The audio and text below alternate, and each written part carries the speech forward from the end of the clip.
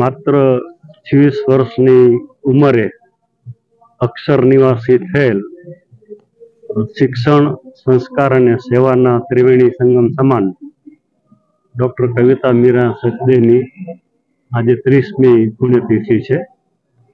29મો સ્મૃતિ સમારોહ છે.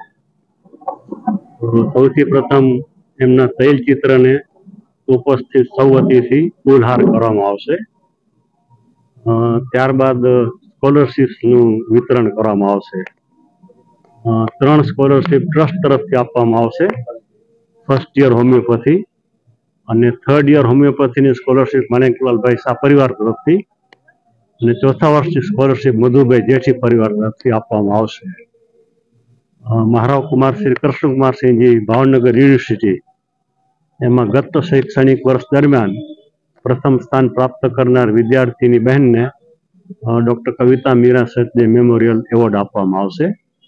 ઉપરાંતમાં સંસ્કૃત પ્રચારક રત્ન વિભાકરભાઈ અંતાણી અને હોમગાર્ડમાં રાજ્યપાલ ચંદ્રક વિજેતા અને પત્રકાર શ્રી વારીસભાઈ પટણી એમને પણ એવોર્ડ કરવામાં આવશે.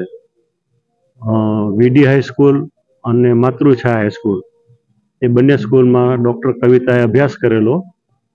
અમારી જ્ઞાતિ લોહાણા જ્ઞાતિ એટલે બંને સ્કૂલો અને લોહાણા જ્ઞાતિ એમાં HSC અને SSC એમાં જેમણે પ્રથમ સ્થાન પ્રાપ્ત કર્યું છે એમને પણ એવોર્ડ આપવામાં આવશે.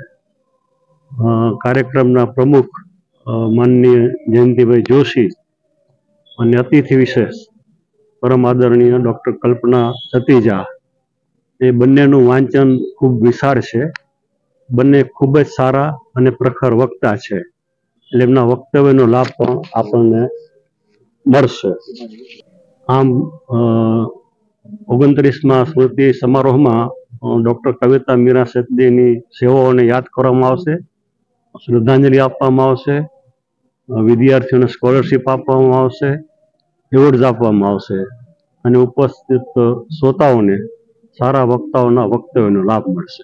ઓમ પ્રણો દેવી સરસ્વતી વાજેભિર્વાજિની વતી દીનામ અવિત્ર્યવતુ ઓમ સમ સરસ્વત્यै નમઃ. ઓમ નમો રિહંતાણમ ઓમ નમો સિદ્ધાણમ ઓમ નમો આયર્યાણમ ઓમ નમો વજ્જાયાણમ ઓમ નમો લોહે સવ્વ સાહુણમ એસો પંચણમુક્કારો સવ્વ પાવપણાસણો મંગલાણંચ સવ્વે સિંપઠમમ હવૈ મંગલમ. આ ચેનલ જોતા સૌ દર્શક મિત્રોને અત્યંત આદરપૂર્વક પ્રણામ. આજનો અવસર એક પ્રાચીનોમાં પ્રાચીન કહો અને અર્વાચીનોમાં આદ્ય કહો એવો પ્રસંગ છે. કારણ કે 30મું સ્મૃતિ દિવસ ઉજવાઈ રહ્યો છે. ડોક્ટર કવિતા મીરા સચદે જે આપણી વચ્ચેથી વિદાય લઈ ગયા એને આટલો સુદીર્ઘ સમય થયો, તે છતાં સચદે પરિવાર તરફથી એક નિરંતર શ્રદ્ધાની જાગતી જ્યોત રાખવામાં આવી છે અને એના આ અવસરે એની પુણ્ય સ્મૃતિમાં જે વર્ષભર જુદા જુદા કાર્યક્રમો થતા રહ્યા અથવા તો જુદી જુદી શાળાઓમાં કોલેજોમાં જે રીતે વિદ્યાર્થીઓ વિદ્યાર્થીનીઓ ભણતા રહ્યા એમાં શ્રેષ્ઠત્વને પોંખવાનો આ અવસર છે.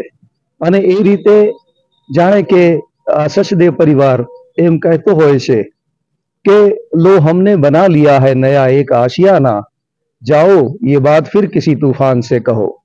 મૃત્યુ એમની એક દીકરી છીનવીને લઈ ગયો તો એની સામે આટલી દીકરીઓ જે આ સિદ્ધિ પ્રાપ્ત કરી છે એમનું સન્માન કરીને આ પરિવારે પોતાના શોકનું સેવામાં રૂપાંતર કર્યું છે.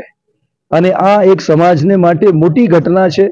શ્રદ્ધાની જાગતી જ્યોત જેવી આ ઘટના મને લાગે છે કે સમગ્ર કચ્છમાં જ નહીં ગુજરાતમાં પણ વિરલ હશે કે કોઈ પરિવાર 30 વર્ષો સુધી નિરંતર પોતાના સંતાન માટે જે કંઈ કરે તે એવું કરે કે આખા સમાજને માટે પ્રેરણાદાયક હોય અને સૌ એ પથે ચાલીને કલ્યાણનું વરણ કરે.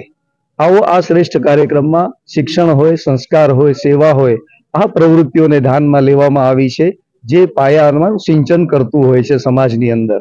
તો સમાજને નવપલ્લવિત કરવાના આ કાર્યક્રમમાં જે કોઈ તનથી મનથી જોડાયેલા હોય એ સૌને અત્યંત આદરપૂર્વક નમન કરીએ છીએ અને એવું ઈચ્છીએ છીએ કે સમાજ જે કહે છે એ આમાંથી જરૂર પુષ્ટ થાય અને સંસ્કારોને રસ્તે આગળ વધે એવી સદભાવના સાથે સૌને અત્યંત આદરપૂર્વક પ્રણામ કરું છું. તે પૂર્વે આજે એક વિશેષ વાત કરવાની છે અને તે એ છે કે આજના સમારંભમાં જે અતિથિ વિશેષ છે ડોક્ટર કલ્પનાબેન સતીજા, એ માનવ કલ્યાણ માનવ અધિકાર જે આખું હોય છે એ માનવ અધિકારના ગુજરાત એકાઈના એ અધ્યક્ષા છે.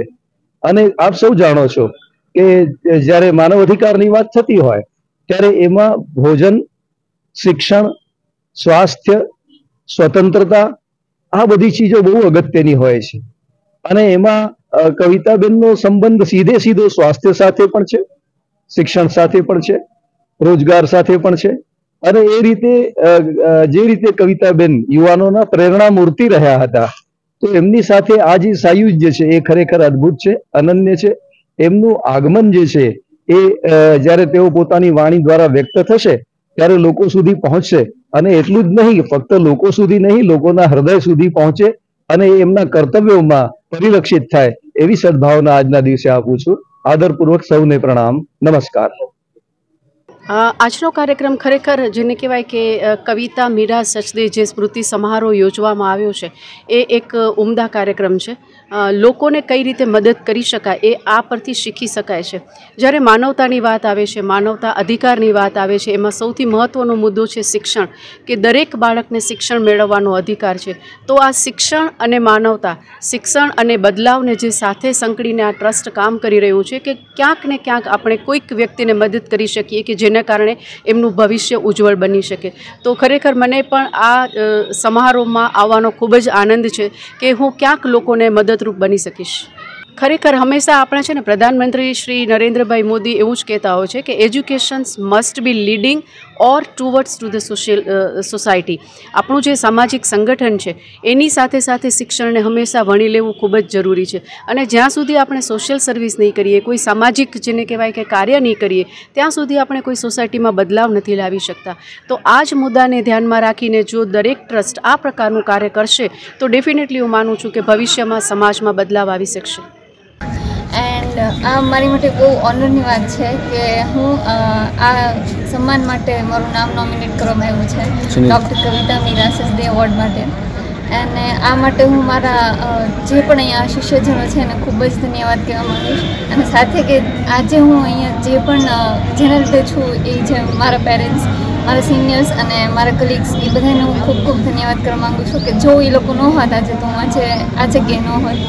સાથે અહીંયાના જેટલા પણ પ્રોગ્રામર્સ છે કે જેમણે આ ઓર્ગેનાઇઝેશન કરાવ્યું છે એમને ખૂબ ખૂબ ધન્યવાદ આપું છું. Thank you.